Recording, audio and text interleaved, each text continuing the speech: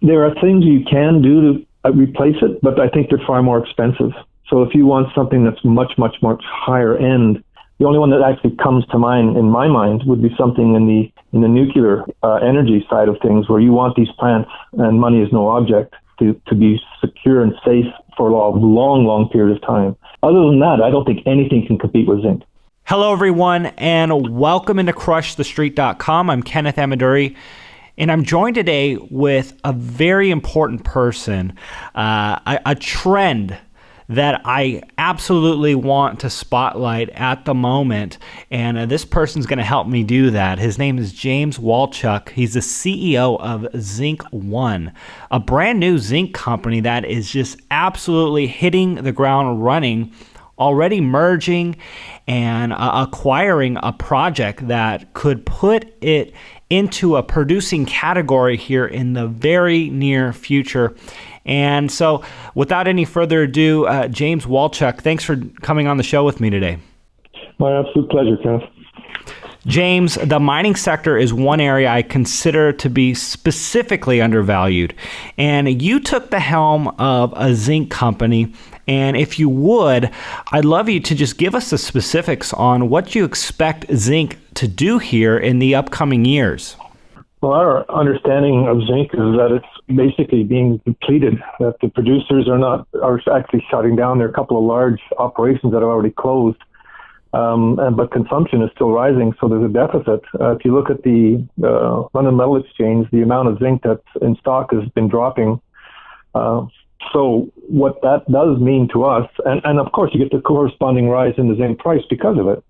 So those are very clear telltale signs that the market understands that there's going to be a deficit of zinc coming up. And we think there's a window of opportunity for 3 years minimum where we can get in and get things into production. So our focus is and why I signed on with this company is that we're not looking for greenfields. We're not looking to go explore and try to find stuff. We want to acquire assets that can be brought into production because that's my wheelhouse. And the people that I have associated myself with are mine developers and mine operators. So that's why we're looking for assets that are really pushed towards resources or reserves, and that can be brought into production and in good jurisdictions. So we're currently looking essentially in Canada, in some of the states, in the United States, some particular states that are mining friendly, and of course Peru and Chile.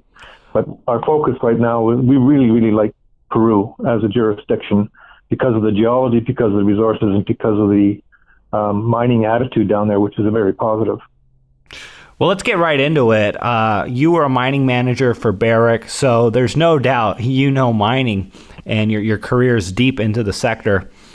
Zinc, a brand new company, just merged and took over the project with Forrester Metals, and I want to spotlight how big of a deal and how good of a deal is this acquisition for Zinc. That's the Bonga the project was sought after. It is one of the few remaining exceptionally good deposits left. I'm not going to say worldwide, but people are saying that. I mean, it is a deposit which can be expanded. It has been previously mined, and it's extremely high grade, which is rare. I mean, you're talking about grades that are running 20 to 25%, which if you take a look at the zinc price of $1.25 right now, where that's just about where it sits, you're looking at a value per ton without any lead credits, which it does have, but you're looking at somewhere between $550 a ton to $690 a ton. Those are almost underground grades, or could be. I mean, if you correspond that to a $1,200 or $1,200 gold price, I mean, you're looking at like over half an ounce of gold there, which is fabulous. So grade is very forgiving, and what we really love about this is that even though this could be an underground operation, it's just sitting on surface. It's the top 20, 30 meters that we have to mine out. And it's already been mined. They had very, very good results. The only problem when they had to shut it down with the previous owner was because the zinc price collapsed in 2008. But since then, a lot of people have been looking in this project, and Forrester was wily enough to acquire it. And then we met these people, and we realized what it was, and we decided to proceed and take over Forrester to get access to the Bongra. The Bongra also has an adjoining property called the Charlotte Bongra, which has fabulous upside exploration potential. It's just it's very unique. They've never been able to put the two concessions together, but Forrester managed to do that, and now we've acquired both of them. So we're really excited by it. Really, yeah. When it comes to the bear market, the previous trenches that the sector has been in, I mean, it's basically Zinc One's fortune to be able to come in and ride out this property in this what we're seeing as an uptrend. I mean, we're in the middle of an uptrend, really, going back to 2016 and seeing what happened with the zinc price here. Would you agree with that? I absolutely would agree with you. I think we have a wonderful opportunity over the next couple of years to make something happen in the zinc space. James. And we're pushing extremely hard. Sorry, go ahead. Well, I was just going to ask you, I didn't mean to cut you off there, but I was just going to ask you about gold and silver and basically this rising tide lifting all boats. And or do you even think zinc needs that? It really seems like there's this overall bull market happening in the commodities sector. And I just wanted to kind of get your overall thoughts on what you think is happening at the moment. Well, obviously, economics drive everything, but there are some other things that come into play. The fact I'm very bullish on gold and somewhat bullish on copper as well, by the way, and silver as well. Some of them may be iron I'm not so bullish on, but when it comes to zinc, zinc's in a deficit. Just the mechanics of the amount of mines that are either slowing down or being shut down for lack of resources is creating a problem. Before new mines can actually come on board, there's going to be a deficit of zinc, which is going to cause, as you say, this rising tide necessary for the zinc. And this has been identified by numerous people, and we really believe that that's true. As far as the overall economics, yeah, it is kind of bullish right now out there, but I think there are a few metals that are specific that are going to rise above the rest, and I really believe that zinc is one of them, and that's why I joined this team. James, I want to ask you about the state of the economy, and obviously that's a big factor when it comes to zinc and some of these other industrial metals. And, we had this survey that was just released, the State of the Economy survey, and it's breaking cycle highs. It was at 42.8, the highest since July 2007. People are optimistic about the economy. And, I don't know whether or not you're optimistic about the way the economy is going, obviously the outrageous debt, but people in general, investors, are very optimistic. And I'm curious as to how this plays in to zinc specifically and the opportunity that exists here. That's a great question. I am actually quite positive with regards to where I think the economy is going for the next 4, 5, 6 years. I think there's some really nice transitionary aspects that are happening with regards to India and China, who have been the main drivers. And you're going to see more and more of India being involved in that. My understanding right now is India is going to move from importing like 680,000 tons of zinc metal a year to over 980,000 tons. China was a net exporter of zinc and now are a net importer of zinc. So again, you have this wealth coming in, and people are building things and buying things and building more cars, and you're seeing a very, very strong middle class happening in both China and in India. And on top of that, you have the American middle class finally coming around and getting benefits from all the work that's been done for the last 8 years to turn that economy around. So you almost get a trifecta happening here at the same time.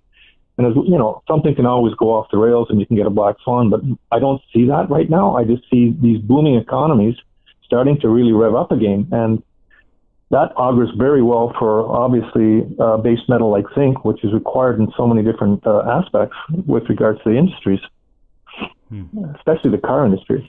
If you wouldn't mind, give the audience an idea of where zinc is used and why it's so important as an industrial metal.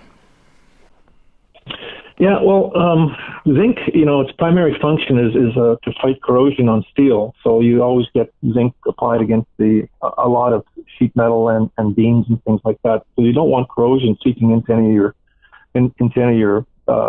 unit construction that's happening in there.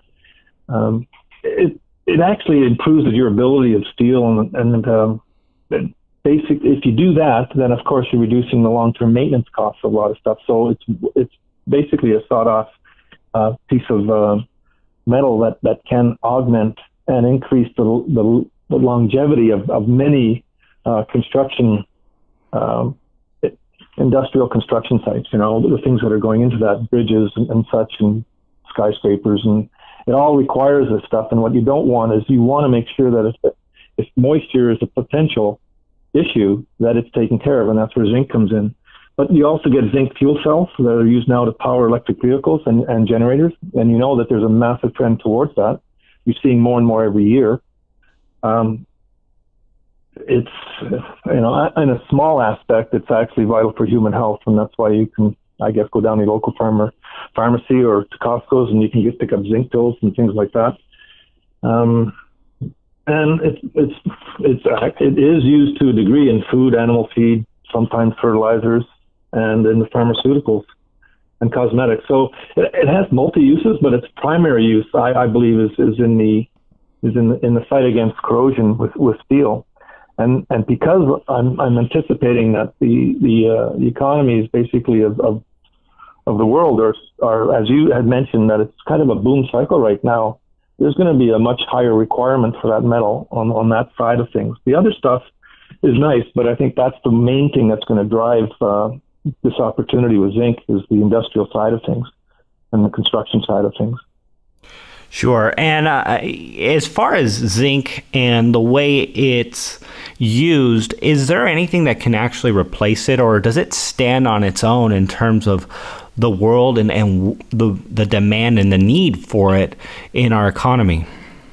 There are things you can do to replace it, but I think they're far more expensive. So if you want something that's much, much, much higher end that you want to last, perhaps a case would be, the only one that actually comes to mind in my mind would be something in the nuclear energy side of things, where you want these plants, and money is no object, to be secure and safe for a long, long period of time. Other than that, I don't think anything can compete with zinc. I think it's just that metal that it is the most economic way to preserve your metal, is to make sure it's coated with zinc and prevent the corrosion of it from ingress of water on it. Sure. James, if people want to learn more about Zinc One, let them know, first of all, the tickers on the U.S. and Canadian side, as well as, where they could go if they want to learn more about the company, reach out to you and partner with what you guys are doing. Yeah, the best is to go to our website. So it's zinc1.com. Our call sign is on the TSX, the Toronto Venture Exchange, so it's Z.V if you're in Canada. I don't think, I'm not sure if we actually have a U.S. listing yet, but we're probably going to be doing that shortly. As again, we're a new company, and the website's going to be improved almost weekly so that we can get more and more information about it. Right now, our major focus is to make sure that this transaction that we have with Forrester is completed. We have an aggressive timetable in which to do that. So we expect to have the due diligence complete within 30 days of announcement, and within 90 days have it all wrapped up and be marching forward. And then the next steps we'll put up on the website. There will be things that more and more information that we'll be putting in there, especially about the Bongra deposits and what we plan to do, and also with the Charlotte Bongra, which is more down the road. I'm trying to be specific here, but all I'm trying to tell you is that we'll have more and more information coming up to our website explaining the uses of zinc and what it's used for, and more focused on the Bongra project itself as we start to find out exactly how we can move that into a production scenario as fast as possible. So we have our work to do. We have the basics on the website right now, but the viewers should actually be checking in probably on a weekly basis as we'll be putting more and more information out. Well, there you have it, everyone. James Walchuck, CEO of Zinc One, early stage opportunity. Definitely check it out as a very, very hot trend right now. One of the things we said right before the call was how busy we are working, and the mining sector right now is the place to be. And you got to strike when the iron's hot. And I don't think you want to wait too much longer if you've sat on the sidelines for this long, definitely want to be taking a look at opportunities like this when they present themselves. So thanks again for coming on the show with me, James, and I look forward to future conversations and developments with the company. Thank you for having me, Kenneth. I really appreciate it. I enjoyed it.